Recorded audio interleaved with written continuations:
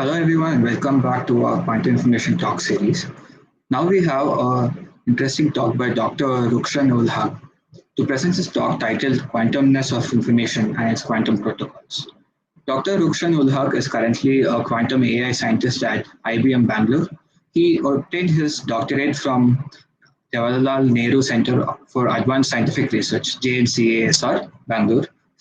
Subsequently, he was a research associate at JNCASR and then a postdoctoral fellow at Zhejiang University. Following this, he held a part-time role as a consultant at a technology firm, then went on to develop from scratch a time series forecasting platform with Johnson & Johnson.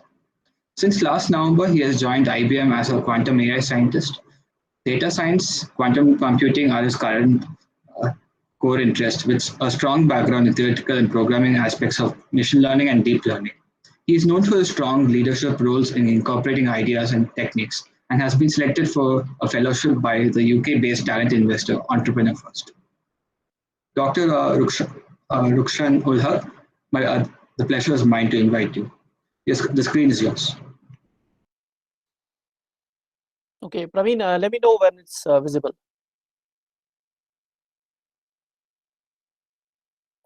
It's visible now. Okay. So, yeah, first of all, thank you very much for the invitation for presenting on this event where we are celebrating Claude Shannon. So, so the screen is black. You're not able to see it. It was visible for a second now, and now it's visible. Yeah. Okay, fine. So, okay, so, and thank you, Praveen, for a nice introduction. Let me begin this. So, my talk title is Quantumness of Information, and it is Quantum Protocols, where we will focus understanding the quantumness of the information, and then we will look at some of the protocols which will make us understand what are the quantum aspects of the information. So, the general outline of my talk is, first of all, I'll cover some of the basics of quantum computation which are needed for this talk. Then we will look into some no-go theorems in quantum computing, which will help us to understand what are these quantum aspects of information. And then we will especially focus on one of these quantum protocols, which is the quantum teleportation. And time permitting, I will also give a Qiskit demo.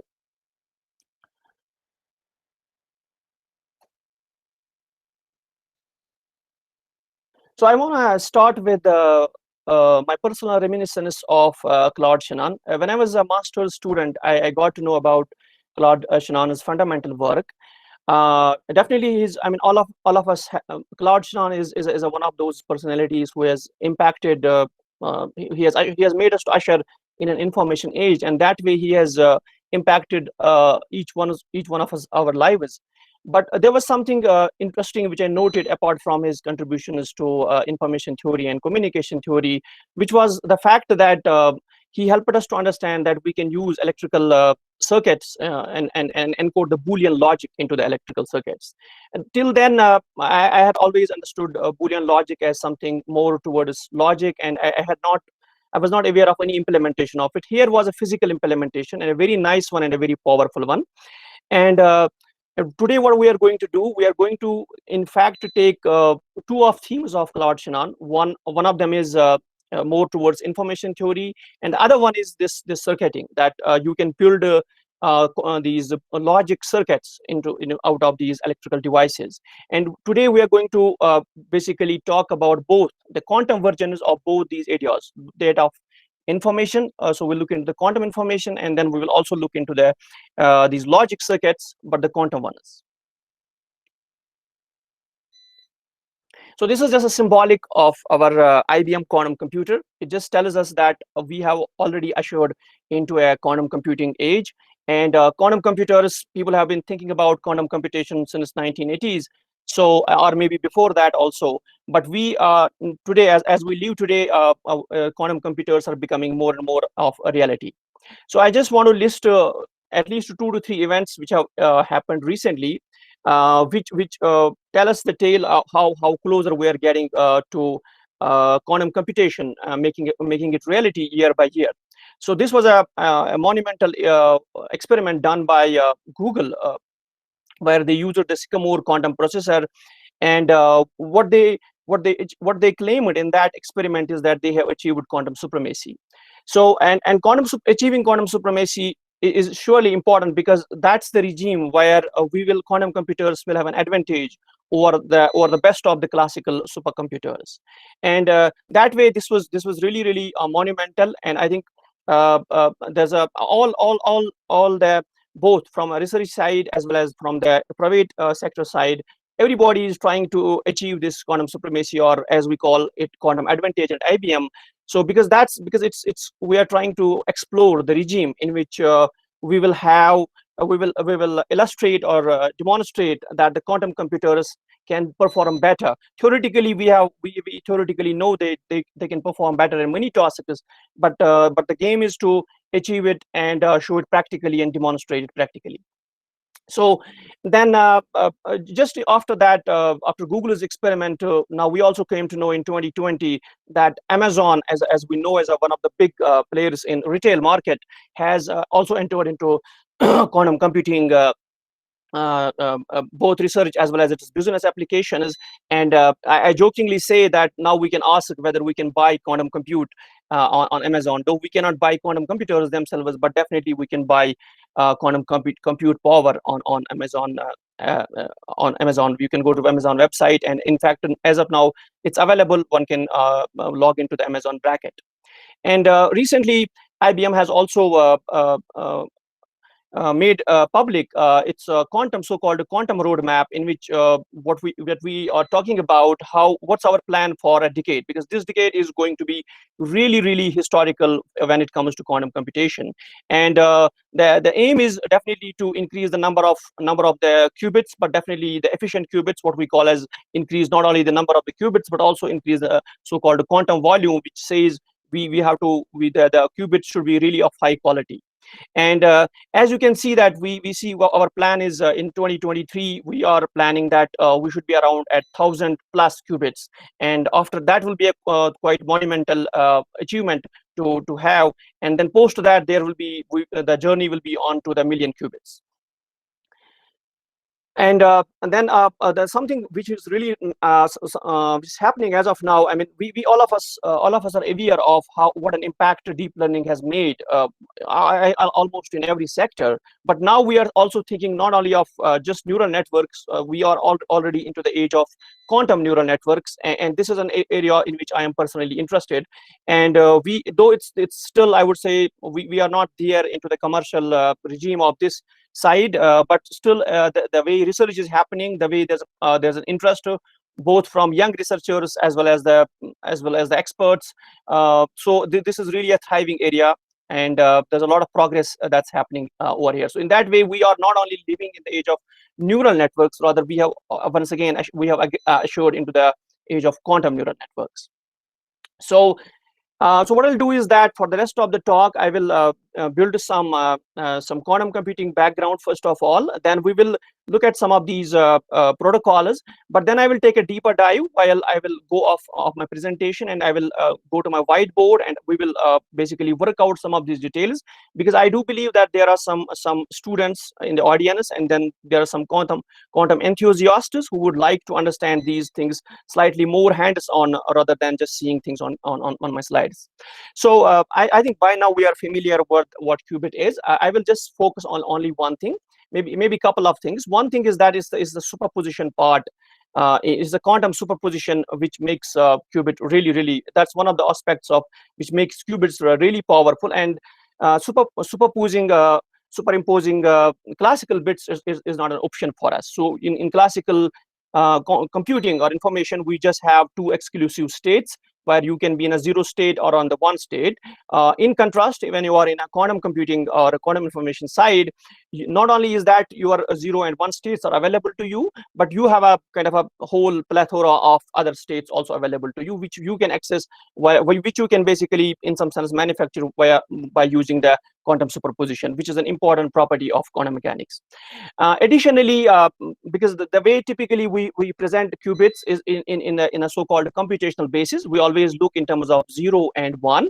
But as you can see that these states live on a sphere, which is called a block sphere. And block sphere, there is no preference of any particular axes on the block sphere. That way, we should not get this impression that 0 and 1 are some special states or some special bases over there. So rather, you can always choose another basis. As you can see on the right side of this slide, I have also chosen another basis, which we call as sometimes plus minus basis or x basis or header mod basis. So you can equally work with header mod basis and you can do your calculations. So there are the computational basis is not a special or a chosen one. You can choose any one.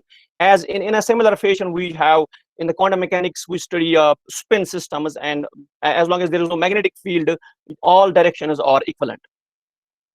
So, and let's rush immediately to quantum entanglement. What quantum entanglement is, is an essential property of quantum systems, which talks about quantum non-locality. But from a quantum computation point of view, quantum entanglement is a resource, is a computational resource, like as we have a computational power as a resource, like as we have memory as a resource. Similarly, quantum entanglement is a resource for us. And how do you construct? These are the basic, I would say, a prototypical example of entangled states. Okay, and how do we define an entangled state? You see, these states are defined. These are called Bell states, and these we have defined the 4 Bell states over here. They have been defined for a 2-qubit system, and for a 2-qubit, as you can see, the basis will be 0, 0.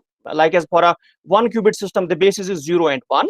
But here, for when you have to go from 1 qubit to the 2-qubit system, you take a tensor product, and the 0, 0 is basically a tensor product of 1-qubit states, and you have a basis 0, 0, 0, 1, 1, 0, and 1, 1, or 4 basis states which you can use, which you can use quantum superposition to construct other states. And we have constructed 4 basis states which are entangled. And how do we do that? We basically, as you can see, we have taken these basis states 0, 0, 1, 1 and other states, and we have taken a superposition of these 2 states. Fine. And each, then we have phi positive, phi negative, psi positive, and psi negative. These are entangled states. And how do I see that? So if you try, I mean, one should try to see that. If you try to write any of these states as a tensor product of 2 single qubit states, you will see it's not possible. You can try many ways, but you will find out that it's no way possible that any of these states can be written as a tensor product of single qubit states. That makes it entanglement. That makes them entangled states. These are for 2 qubits. If you go for a higher qubit system, like as we have GHZ states, and if you there are other qubits, other entangled states for higher dimensional these qubit systems. And if you now how do I do it? Let's say I want to understand how do I, let's say I have initialize. If you look at the bottom of the picture of the slide, we have, let's say I start with 0, 0 state. My quantum system is initialized in 0, 0 state. What do I do to get onto these the Bell states? So basically, we will look into this feature more as we go into a deeper dive. But we need 2 gates, 2 quantum gates. One of them is called a header mod, which basically gives you superpositions which are needed to construct entangled states. And then we have a C0 gate, which has an interesting role over here. And we will look into both these gates and their effects. So, but you can remember for now that if you have to construct these entangled states, the way, if let's say you go on any quantum computer which is available to you publicly, and you want to create your you want to do this experiment, and for the first time create your entangled state. And what you can do is that you go to on any of these available platforms, and all you have to do is that you have to take these 2 gates. One is the header mod and one is the C0. Apply them on 0, 0 state, and you will get this particular Bell state, but the first of the Bell states. And if you want to get others of them, then you have to do certain you have to do extra operations. As you can see on the bottom of, there are other operations. That way we can you can maybe initialize, change your state preparation can be changed. But in fact, you don't need to even change your state preparation. You can use extra gate, like you can use X gate, which is called the NOT gate. You can use the NOT gate and change one of these states, and then you will end up getting other 3 states from the Bell. So okay, so that's why, so entangled states are going to be really important. And for this particular for my presentation, these 4 states, Bell states, are going to be really important. Okay, so now we know, okay, we have the first ingredient of building a quantum computer is the qubit, and we have looked at what a qubit is, and then we have also looked at interesting states, quantum states, which are the entangled states, okay, with which we use, and they are typically when we do quantum computation, we typically will do it with entangled states because they have the computational power. So, and the next ingredient in quantum computation comes something called quantum gates. So quantum gates should remind you of classical logic gates, as I was mentioning. Claude Shannon taught us how to do these things. So on electrical circuits, so quantum gate is the quantum version of it. Like as you have a OR gate, or you may have you have heard of NOT gate in a classical Boolean gate. Then correspondingly in in a quantum computer we have a NOT gate. Similarly, we have phase gates, we have extra Hadamard gates, and some more gates. So, but we definitely have some basic gates from the classical Boolean logic as well.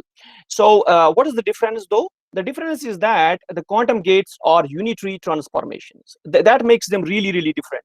One thing which it does for quantum gates is that any unitary transformation has an inverse, which makes, so it can be, you can go in one direction or you can go in another direction, which gives us a reversibility power.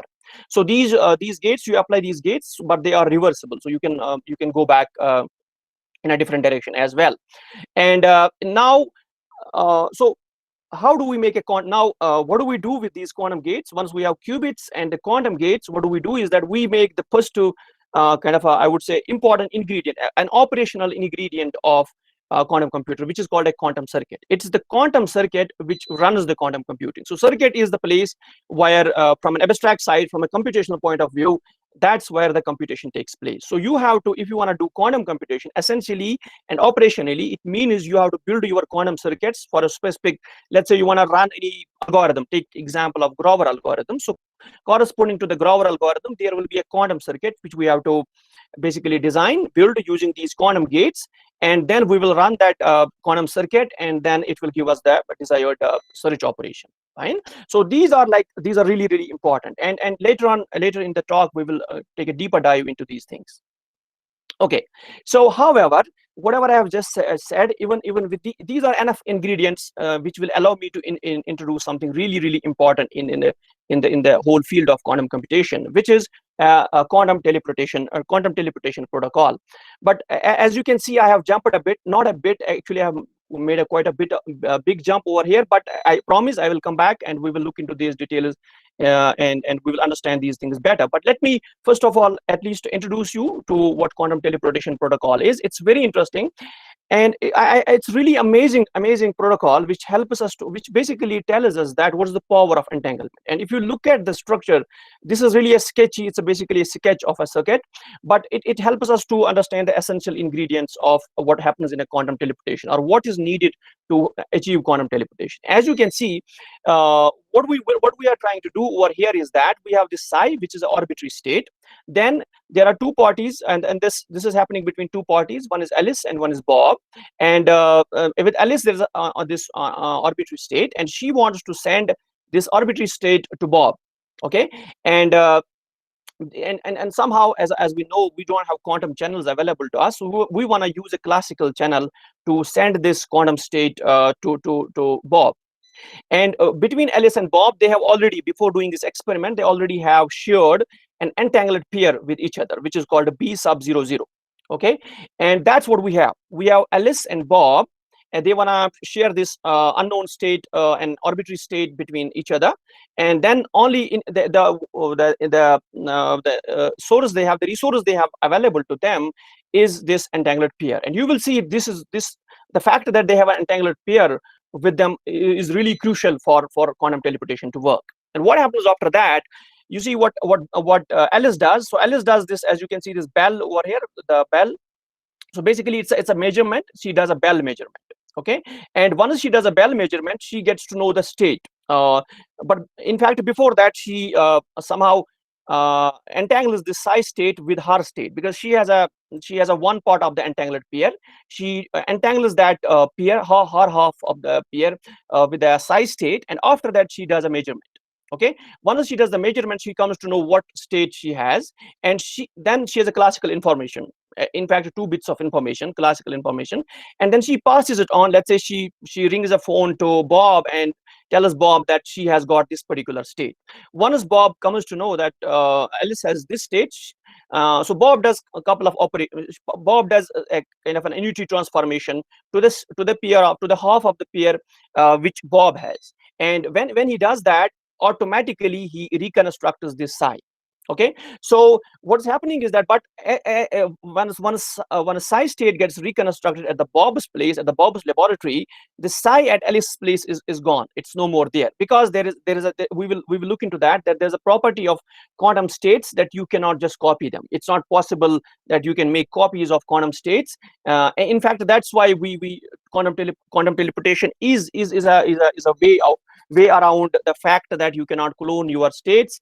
That's why we use quantum teleportation, because it helps us to take any arbitrary state and send it from one place to another place. And by now, as you can look into the internet also, there are many experiments that have been done where quantum teleportation at a particular certain distance, certain reasonable distance has been achieved. Okay, so what we will do, we will look into this. I have given a very high altitude description of what quantum teleportation is, but we will look into these things again. But before that, before I go on to that deeper dive, I want to just take you through this particular picture. It will help you basically understand the topology of it. What's happening here, you have Alice and Bob, and what is happening is at a more abstract level is that Alice has an unknown state, let's call it F over here, and some operations. She does some sort of a operation on her state, and then Bob does something more, and then Bob gets that state recovered. Okay, so if you look at it more graphically or more from a topology point of view, in fact there's an underlying topology for the quantum teleportation. Okay, so this is just an intuitive picture that there are a couple of operations which are happening on, one is happening on Alice's side, another is happening on Bob's side. So, but let us see what are the main ingredients in quantum teleportation. One, that the entanglement pair which Alice and Bob has. Another, measurement plays an important role. In fact, it's a particular measurement. It's called a Bell measurement. And then also the fact that there is classical information that's getting passed from Alice to Bob. So there are three things happening here. One is the entanglement pair which Alice and Bob has as a resource, and then there's a classical information flowing between Alice and Bob, and then there is also that there are some transformations which are being done both at Alice's and Bob's place. So at this moment, what I'll do is that I will switch back to my whiteboard and to take you through some of these details, because from the slides it may not be very clear. So just give me a moment. I'll quickly take you to my board.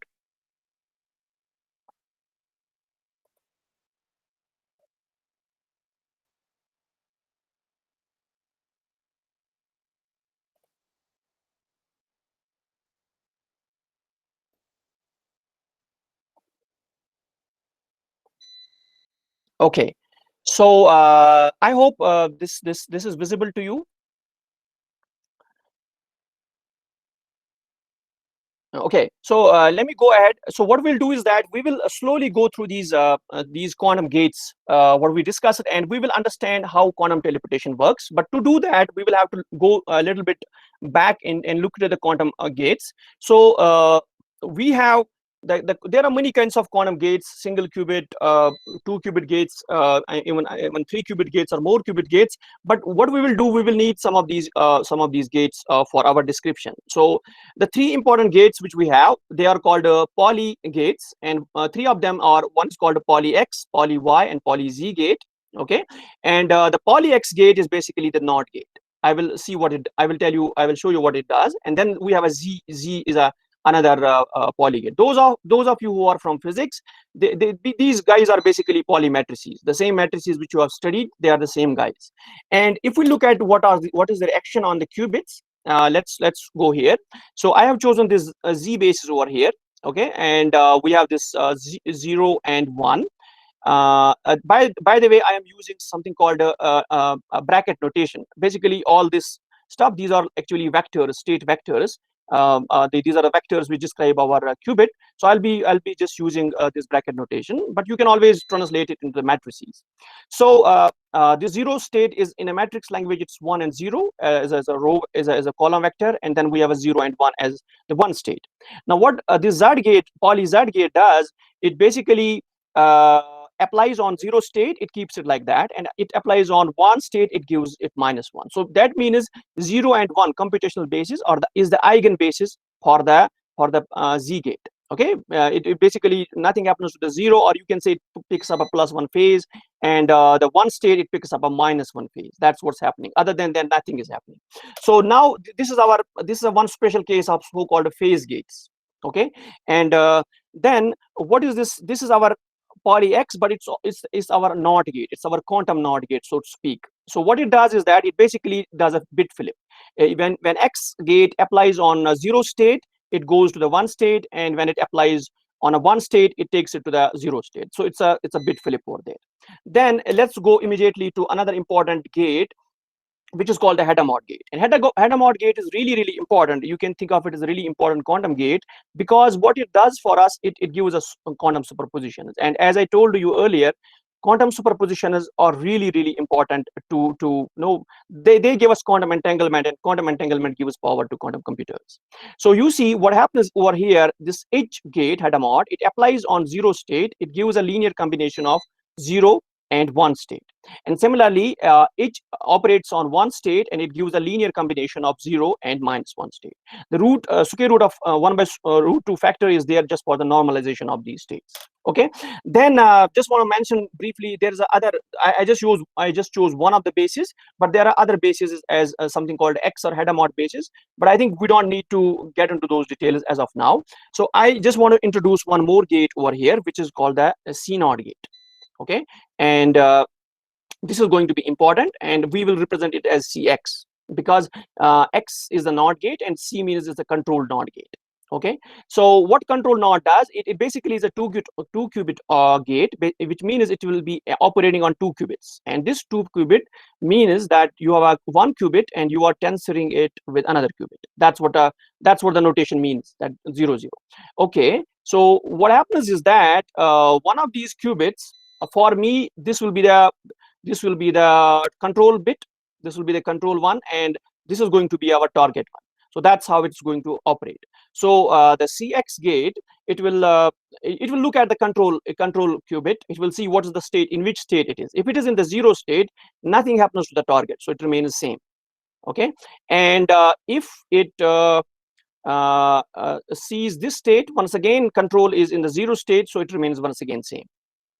Okay, now let's see what happens if it is in the 1 state. If control is in the 1 state, what happens is that the other state also gets flipped. In some sense, basically what's happening is that on the other state, the NOT operator is acting. So if we take this state now, 1 1 state, what's happening is that the first state will remain like that, and the other state will get flipped. So that is the action of the C0 gate on the 2 qubits. Fine. So these two Hadamard and the C0 are going to be important. But I'll once again briefly mention here, though it looks like there's an asymmetry between control and qubit. It looks like nothing happens to the control qubit, and whatever is happening, if it is happening, it's happening only to the target qubit. But that's not the story. You are seeing it because we have chosen one basis, which is a computational basis. If you go to the Hadamard basis, you will realize that in fact what's happening, the control qubit can also be changed by the target qubit. That's very interesting, and that's, I think, somehow related to the reversibility of these quantum gates. Fine. So anyway, so these are the definitions which we wanted to use. Now let's go ahead and we make an interesting observation about the C0 gate. Okay, so let's see. Let me take those two states.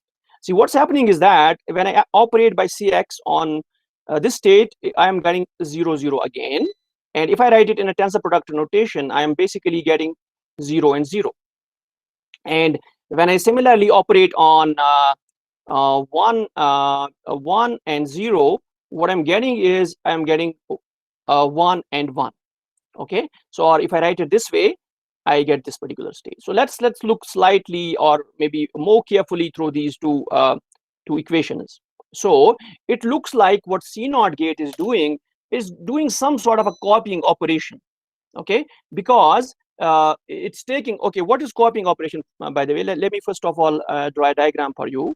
So what's a copier? Our standard photocopier, what it does is that it takes two states, Okay, let me call the let me say it takes two states in the classical way. Let's say it's a B state and it's a A state. Okay, and in fact if the B state is the blank state, nothing is over there, and what happens is that we get A here and we get A here. That's what a photocopier does. And if you see what C naught gate is doing for quantum states, looks like it's doing some sort of a photocopy. It's taking it's taking this zero state, and then both states we are getting these copies, two copies of the same state. So for the first it looks trivial because we are inputting the same states or we're outputting the same state. Nothing interesting about that. However, if you look at this particular second equation and you see we are inputting as 1 and 0, so it looks like that. So let me see, let me write a let me think if we can make some version of a quantum photocopier, so that if we can input some quantum states to it, it gives us copies. Okay, so if I put 0 here and if I put 1 here, so it looks like what we're getting is 1 here and we're getting 1 here. So this is, let me call it C naught copier. Okay, and it raises an interesting question. Okay, now the interesting, I immediately want to do ask the following question: what I am able to do for these two states, a 0 and 1 state, can I generalize it? Can I generalize it for any arbitrary state? Can I make my 0 or 1 state arbitrary, so that I have one of these states and then another arbitrary state and I get this thing? So basically what I'm trying to ask is the following specific question is, let's say I take 0 state again, okay, and then I take any psi state. What I should get, like as it what happened for the 1 state, something similar should for psi. Okay, and let's call this now a quantum copier, a quantum photocopier or copier, whatever you call, or I can also call it quantum cloner. So now this is the question. So can we do something similar with the quantum states for any arbitrary state? The psi is arbitrary, means I don't know if I write psi in terms of alpha 0 and beta 1, I don't know. These alpha and beta, they are arbitrary complex coefficients, so I don't know about the state. So it turns out that this is not possible, and this is our first no-go theorem. It says that with quantum information, you will never be able, you will never find any unitary transformation, no quantum gates, no quantum circuits you can ever build to clone these quantum states. Okay, so someone among the audience may be thinking, what exactly did we do in quantum teleportation? We didn't, we will come to that again, but we did not do cloning over there. Quantum teleportation is fully consistent with quantum. This operation that you cannot clone your states. And let's try proving this result. It looks like it's not so difficult to prove. Let's take this general state and let's use what we will do is we will try to prove this result like as following. So what we want to do is, let's say we start with the psi and 0, okay, and what we are trying to see, we are trying to see if there's some sort of a quantum gate which is a unitary transformation UCL, which is the cloner, and such that we get psi and psi. Okay, and then we will also take another state, another arbitrary state phi. So if it's a cloner, it should also clone this particular state phi and phi. Okay, so, and which means, let's say if I now take this state, let me look at this particular state now, psi and psi, so it's a clone. So what it is basically, if I apply cloner on this one, if I see how does or let's say this way, let's say I operate by cloner on this particular state, and psi state itself is this particular, it's alpha 0 and beta 1. So cloner will act on both these states, both these basis states. So what we will get psi 0 0 plus we will get beta 1 1. That's the job of the cloner. The cloner, what cloner does, it operates on a particular state and it just makes two copies of that particular state. Okay, so that's what we will get if we act by cloner on that particular state. So this is the result. Now let's see. So what has happened is that we have got this this cloning operation. Now let's look at this particular quantum state. Okay, so when we take this quantum state and let's evaluate what the state is. Okay, and it turns out that let's write these states alpha plus beta 1, and then we have another state. Okay, and we say alpha 0, again the same state, so beta 1. And if you just multiply the coefficients, you will realize that we have got this state alpha square, and then this state 0 0 state, beta square, then 1 1 state, then alpha beta 0 1, then beta alpha 1 0. So that's the state which we get. I mean, if you look at from a quantum mechanics point of view, you look at the superposition is this is the state which you will get. Quantum mechanics tells you that you should be getting this particular, our clone should be like this.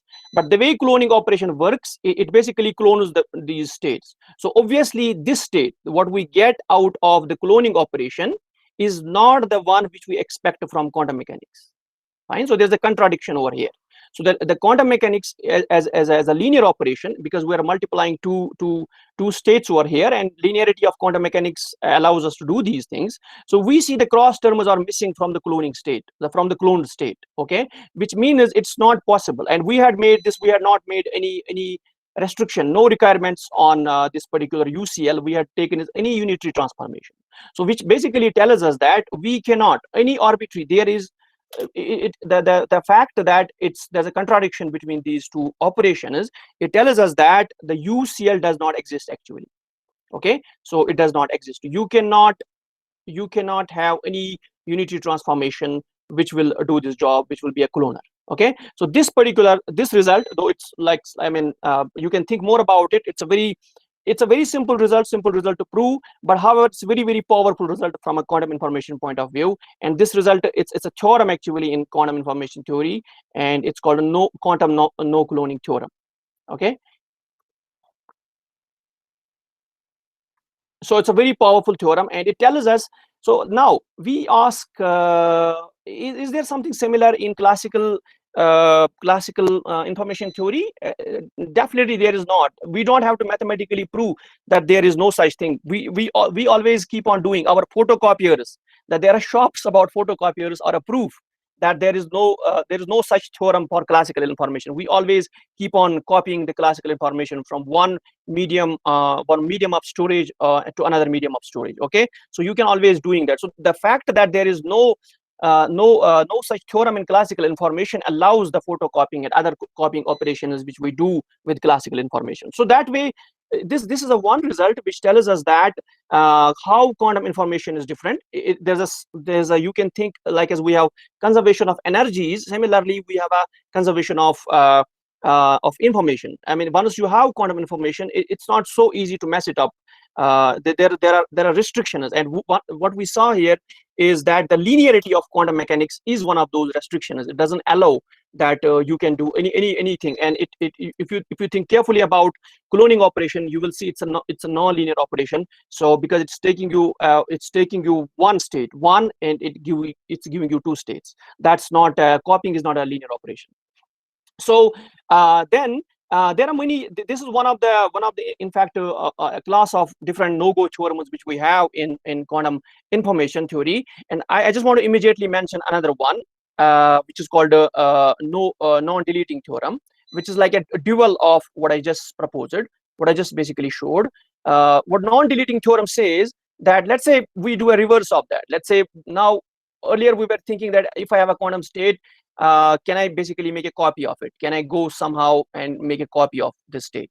And it turns out that that's not possible. Okay, now let's go in the reverse direction. Let's say I have two copies of something. I do an operation such that I have a psi and let me take the phi another state, or maybe yes, I take psi and phi as two states. And what this deleting operation will give me, I will call it u del, which is the deleting operation. It should give me psi should go. Let's say psi goes, and let's say one of those states remain there. Okay, so that's the deleting operation which should happen. But if you use the same arguments, or you use the fact that the quantum mechanics is a unitary theory, that it has to preserve the probabilities. Okay, so you will be able to show, by just using unitarity, you will be able to show that even this particular operation, that you have a deleting operation for quantum information, that also is not possible. Which means once you have created the quantum information, Okay, as long as, and we are talking about zero temperature, we are not talking about noise, decoherence, and other factors. We are talking about very clean closed quantum systems. That's where these theorems are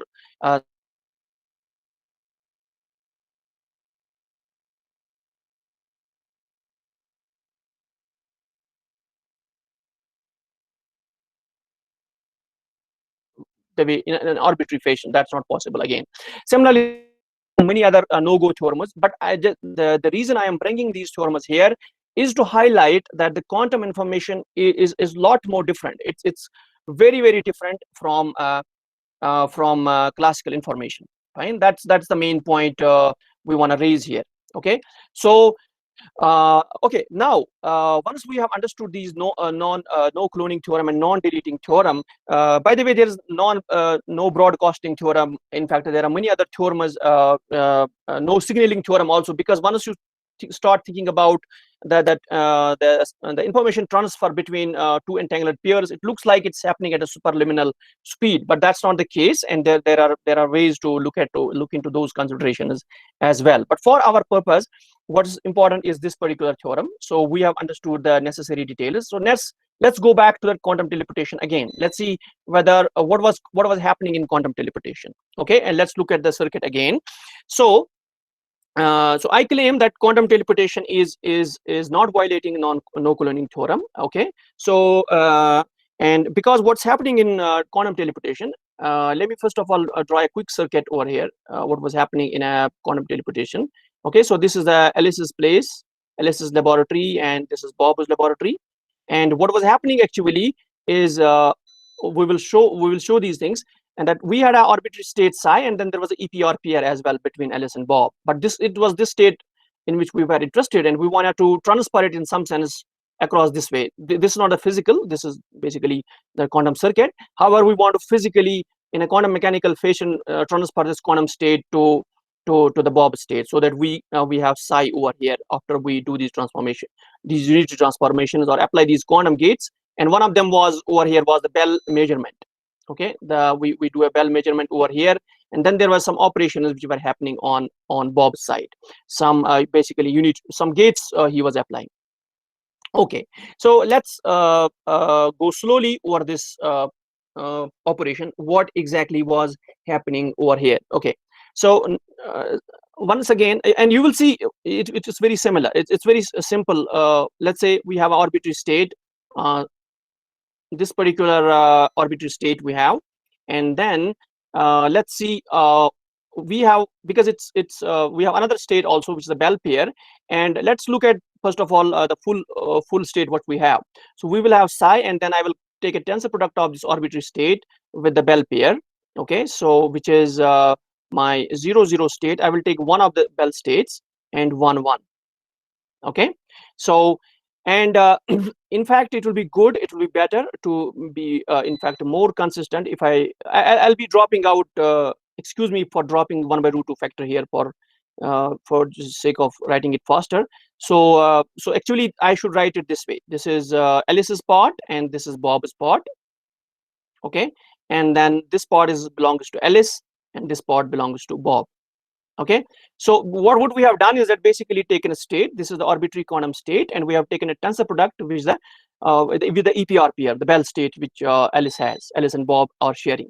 Okay, after that what we do, as we will go back to the circuit again, but let's see what we will do. We will do a C0 operation on this particular thing. Before that, let me in fact I should kind of expand this one also, so I can write it alpha 0 plus beta 1. And if I now multiply everything together, so I will have 0 a. So let me say d2 here, so just to make it faster. So, and then I will have alpha, I will have 0 and 0 on Alice's side, and then we will have 0 on Bob's side, and then we will have alpha, and then we have 0 and 1 on Alice's side, and then 1 on Bob's side. Then we will have beta, we will have 0 0 again on Alice's side, and then we will have 0 on Bob's side. Plus I'm just basically multiplying these states together, tensoring them together. Then I will have beta, So basically this term I am just multiplying it with this particular term. So I will have beta, and I will have, I'm sorry, I've just messaged something here. This is 1. So I will have 0, 0 will be right like that, and I will have 0 and 1. Yes, that's right. And here I will have 1 and 0. This is 1. This is 1 and 0, and then I will have 1 and 1 on Alice's side and 1 on Bob's side. So this is the state which we have to begin with. Okay, and now on this state, what we will do a C0 operation. And remember what C0 operation was doing. Let's say we do a C0 over here. Okay, when we do a C0, what happens is 0, 0, nothing will happen. And C0 operation we are applying, we are taking the psi state, this particular psi state, the unknown state, as a control qubit, and then Alice's qubit, we are taking that as a target qubit. Okay, so that's what's happening. So these two states belong to the Alice. So first one will be target, another one will be, first one will be control, another one will be target. Okay, this is control, this is target, each one of them like that. So 0, 0 will remain like that, and 0 and B will remain like that. Plus then we will have alpha. Once again 0 and 1 will remain like that, and 1 will with the Bob. Okay, then we will have beta. Here some change will be here. It will become 1 and 1, and then this state, and then Bob state.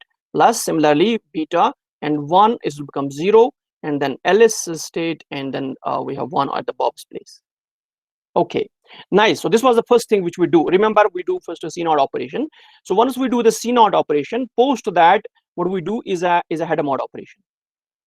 Let's now apply a header mod operation. But header mod we will apply the arbitrary state, which means this is our first arbitrary state, this is the Alice's state, and this is the Bob state. We have in fact 3 states over here. So we are going to do this operation to the first piece of it. Okay, so which means okay, let's do that. So alpha, then I will get here I will get so what header mod does, it basically takes superposition, as if you remember, and we have a root 2 factor. Once again, I'm just dropping root 2 factor. We have dropped one root 2 factor earlier, so together we will have 1 by 2. So 0 and 0 over here, and then we will have this 0 at the state. Okay, then another state will become alpha, and then over here what will happen, this is 0 again, so we will have once again alpha 0 plus 1. Okay, and then we will have this will become 1 and 1 state. Plus then what will happen is we will have beta. Okay, and then 1 will become 0 state minus 1 state. Okay, so and then we have this is a 1 and 0 state. This is 1 and 0. Plus now I'm looking at this one. I'm just basically what I'm doing is that I'm applying header mod to the first qubit. Okay, so I'll have beta again, and then I will this qubit become 0 and minus 1. Okay, and then I will have 0 and 1 at the total state. So now what we have to do is that we have to just combine these messy terms together, and something meaningful will come out. So let's look at it. So what we are, because we are interested to see what happens to the Bob state. That's what we are interested after we have done C0 and H. So let's do the following. Let's now write. I'm just basically now what I'm going to do is just multiply all these states together, and I will try to take the Bob state once again together. Here I have dropped Alice and Bob. There was Alice and Bob. I have dropped them because I have written them together here. So let's see what happens. So we will have 0 and 0. This will be the Alice state, because first 2 qubits belong to Alice. So 0, 0 will belong to Alice. Okay, and then there will be another state which will be with Bob. Okay, and plus then we will have 1 and 0 belonging to Alice, and then 0 belonging to Bob. Okay, plus by the way, there's alpha here, and then we have another alpha, and then we will have 0 and 1 state belonging to Alice, and then we will have 1 belonging to Bob. Plus we will have 1 and 1 belonging to Alice, and 1 with the Bob. Okay, so we are done till here.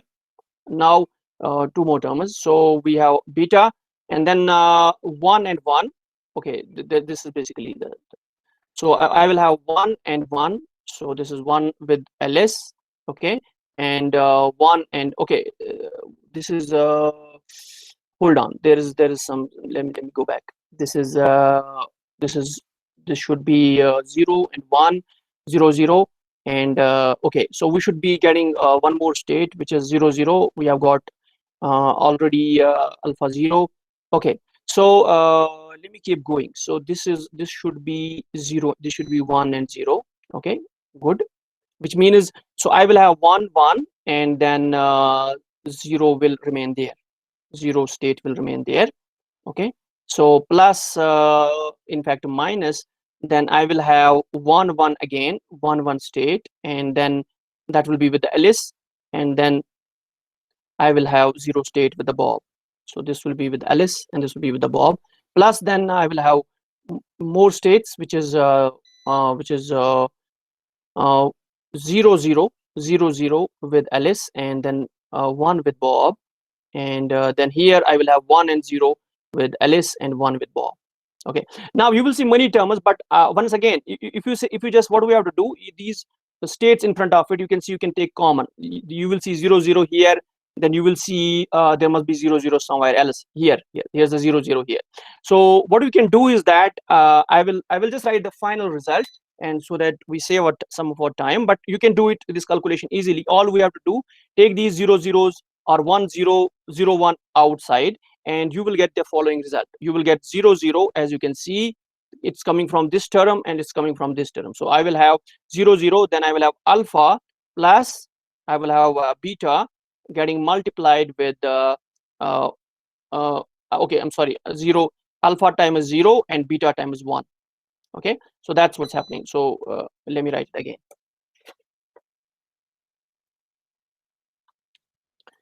Okay, so so I will have alpha, and then I will get this state. I will get alpha times 0 plus beta times 1 state. Okay, so similarly I will get other states, 1 0 on the Alice state, and you will see I will get alpha 0 minus times beta 1. So I will stop on this state. So you will get 4 more states over here. So these are the states which we get, and on these states what Alice does a measurement. So we have done what we have done H and C naught followed by H, and now Alice Alice does a measurement in her laboratory, and she measures these qubits on her side, these 2 qubits. So what happens is that when she measures, she gets the information what state this system is in. It will basically collapse to one of these states, because it's a Bell measurement, so it will collapse to one of those Bell states. So let's say in this state, in this measurement, it will collapse to 0 0. In this one, it will collapse to 1 and 0. Okay, once she gets this information, she passes this information to Bob. Let's say she says, okay, Bob, I have, my state is 0 0, or my state is 1 0 or 0, any of these states. Once Bob knows these states, what Bob has to do is, let's say in this state, if this state was 0 0, then Bob has to do nothing. You can identify that once Alice does the measurement, the state which is left over there is the only quantum state which is left over there, is this particular quantum state, and it is exactly the same state with which we started. And that way, the state, now we see what is the state left with Bob. So the only state which will be left with the Bob will be this particular state. It will get reconstructed, because earlier Bob had a EPR pair, but because measurement has been done, Bob doesn't have EPR pair anymore. Instead, that the state he had, it gets transformed. You can take, it gets unitarily transformed to the arbitrary state. That way, Bob gets the state which he had. Okay, so this is I think I just wanted to try to cover some of these details. And if we just quickly go back to our slides, you will see that was the circuit which we had over there in the slides also, that we were applying.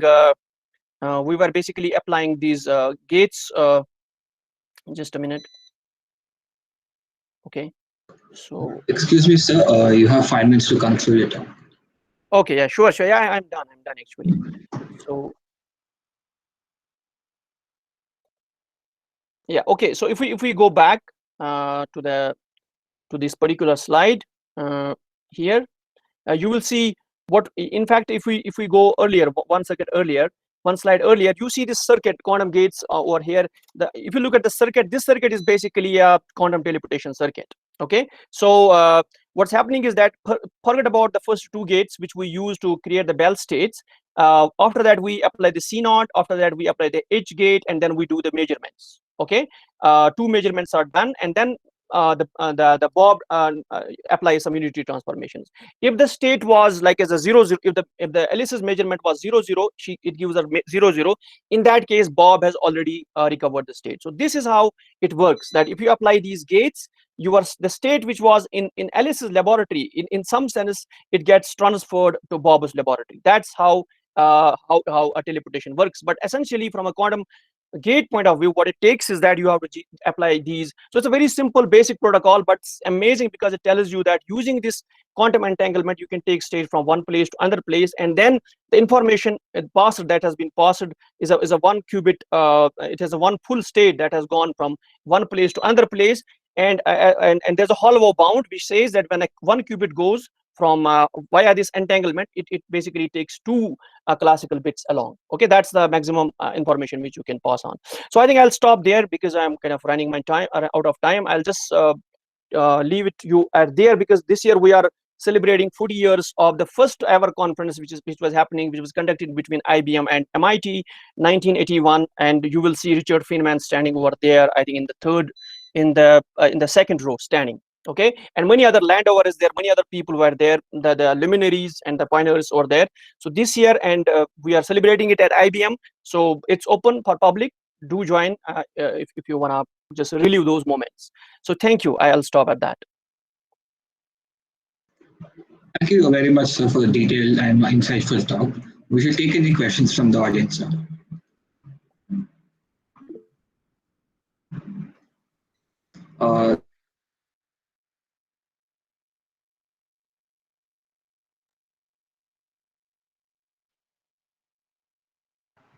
Hello, can you hear Yes, me? yes, yeah. Please go ahead. Yeah. Hello, Dr. Rukhsan. It's a great talk. Really enjoyed it. I just have one question. When you are saying we are transmitting a qubit, right? I mean, something like teleporting a qubit. Yes. But we already are. I mean, it requires the classical bits to be transmitted, right? Somehow. Yes, exactly. So, what is the exact application of this teleportation in qubit? I mean, I thought that qubit once, I thought it was used for communication, but you're already using communication, right? Okay, so no, this is happening in sense of we are using a classical channel. So what is happening, Vishnu, is that if you do your standard classical communication, the efficiency you have, you will be whenever you send a bit of information, only carries one bit of information. But when you do it in quantum teleportation, first of all, you can know non-locally, you can send it to the places where maybe classical communication doesn't work. Even those places you can use the quantum teleportation. But even from an efficiency point of view, it's in some sense doubling your efficiency, because every qubit using the via EPR is basically sending 2 bits of classical information when every qubit is being sent.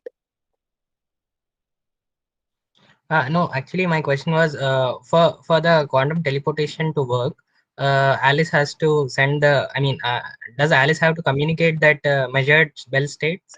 No, Alice has basically say that what was that state she measured, that the result of her measurement needs to be communicated classically. Yeah. So for that you already need 2 classical bits, right? I mean, is my question correct, or yeah, am I being no, dumb? that's right. You need the information about the measurement, which is definitely 2 bits of information. And no, but the area over here is following. I think, see what's happening, Vishnu, is that you have these two systems which may be very distant from each other. It's a non-local transformation, like as typically when we use classical information theory. So you always use, let's say, you cable, and if cable breaks somewhere, it's gone. Fine, it's not, it's locally connected communication channel, and that way we are communicating. Let's say in quantum systems, what they are allowing is in some sense a non-local modes of communication. Even if you are distant from each other, these two parties are very far from each other, no quantum communication, no quantum cable is between them. Even then they are able to communicate. And this state, you have to realize that you have to focus not on the classical part, on the part that the state goes from one place to the another place. Let's say it was manufactured or it was prepared in one laboratory, let's say prepared in Germany, it was sent to a different country in Europe. So those are the kind of experiments which have in fact already been done. Just focus on what's happening. You are sending quantum states from one place to another place. Yeah, actually, I understood that we are sending quantum states. That is very great. But my question is, how do this Alice will communicate that particular state information? I mean, 10 or 01, right? She needs to communicate that, right? Over Yes, a yes. classical channel. Yeah, or basically yes, it's a classical channel. Yes. So when you say that qubits can be, I mean, transmitted to various places where classical channels can't reach, how can you do this teleportation? Because ultimately you need this state information to be transmitted. So definitely, in that places we will have. See, this was all happening in absence of quantum channels. We are assuming that there are no quantum channels, but that's not how communication, actual communication, the way we are kind of looking forward, that's going to happen with the quantum channels. That time we are not going to use classical channels alone. I mean, we are not going to use classical channels. In fact, when you have quantum channel, you don't need a classical one. However, the quantum teleportation protocol is there. It's basically I mean, it's an idealized one. However, it illustrates the power of quantum entanglement. What quantum entanglement can do. You can have disconnected parties. Even then, you can send quantum information from one place to another place. Yes, yes. Now I got it. Thanks. We appear to be having another question. Amar, Mr. Amar, you can unmute yourself now. Yeah, actually, it is a similar question to Vishnu, but it is little bit. I just want to extend. So, for example, I have two qubits, qubit bit 1 and qubit 2, and if something is happening at qubit 1, that can be automatically transported or happening at qubit 2, like through our quantum teleportation option. I don't know if that question is maybe a little bit silly. So is it possible, for example, I have a qubit and I'm using some YouTube video, for example, and say that in the qubit 2, they don't have any internet connection and nothing. He can also see the same video without any connection between bit qubit 1 and qubit 2. They are though paired somewhere earlier. No, Amar, YouTube will be too much, but I'll just maybe try to illustrate it with a different example. Let's say we have, I think one of the canonical examples of illustrating it is with the spin systems. Let's say you have two spin systems, okay, and there is this now entangled pair created between one spin and another spin. Okay, this has been already created, a Bell state or an EPR pair.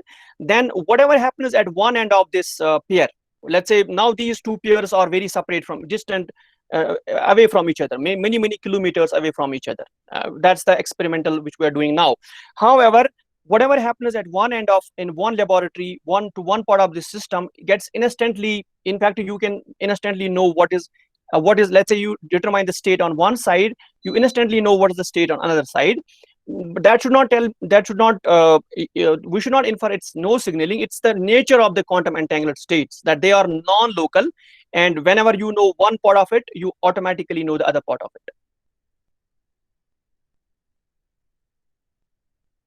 Okay, maybe in future might be that is also possible, like with some more information passing, which if I have multiple bits, maybe I can have more information, but I have to see complete YouTube video passing between the bits or no. Amar, I would love to do I would love to see that application. Okay.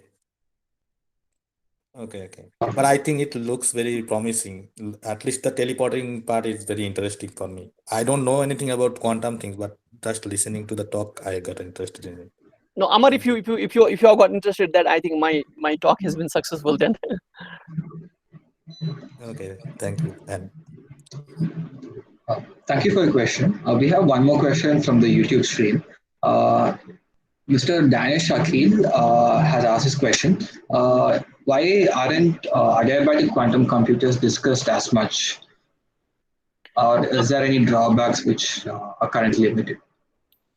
No, I don't think. No, I wouldn't say there are drawbacks. I think adiabatic quantum computation is also is a model for is a valid model for quantum computation. But however, the way it's developing as of now, I mean, I think one of the prime examples is the D-Wave and Canada. They are doing a lot of work in this particular direction, but their more focus is on solving optimization problems. So I wouldn't agree with that they are not discussed much. If you look at the D-Wave website, you will see a lot of use cases, a lot of applications which they have. In fact, they were the first company to get into the applications of into the optimization, finance, and other domains. So automatic computation is there, but it's essentially focused towards solving these optimization problems, quantum optimization problems. That's where it is, but it's there, and there's a lot of work actually happening in that direction as well. So I would recommend this candidate to look at the D-Wave, which is a company in Canada. Thank you, sir. We have two more questions. Mr. Bala Tamna asks in the chat, repeaters and teleportation will provide long-term communications. He's asking whether is it true or is there any issues? So I would say quantum teleportation, as I described it was just to tell us or motivate ourselves that the power of the quantum entanglement. From a practical point of view, I did not look into the practical aspects, like as if you have a noisy channel, if you have some other problems, you have some other issues. So I can only say that till now there have been quantum teleportation has been achieved, but I do not see it as a full-fledged a quantum communication means.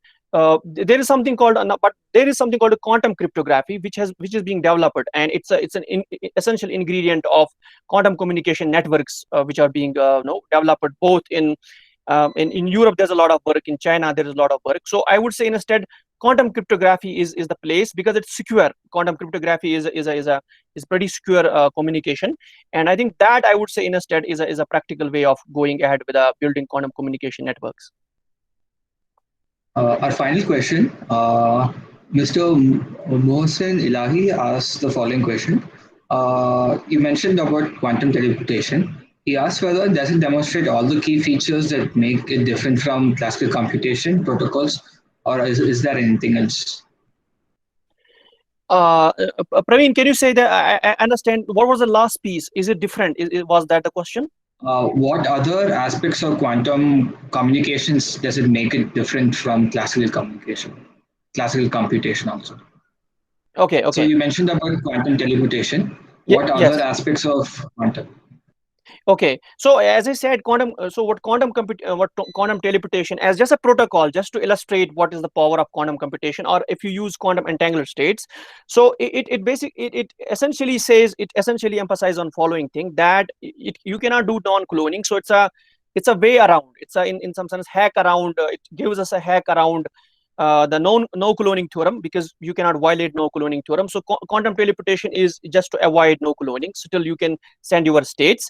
Plus it uses the power of non-locality, that even if you are I think one of the important things which quantum teleportation demonstrates is that once you have the EPR pairs or any entangled state with you, then you can do a lot of things.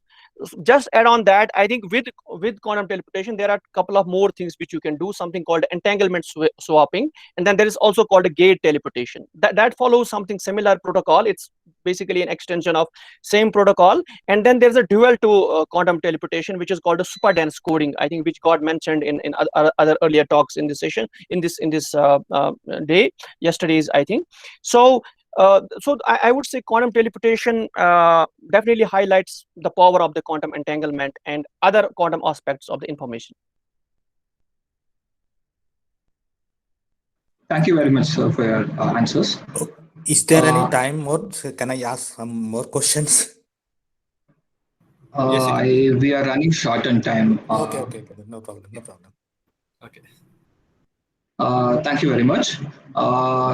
Dr. Rukhsan Ul Haq, on behalf of IEEE-IISc Communications Society, I request you to kindly accept this plaque as a token of appreciation from our end for taking out time from a busy schedule to deliver such an informative talk. Thank you. It's my pleasure and honor.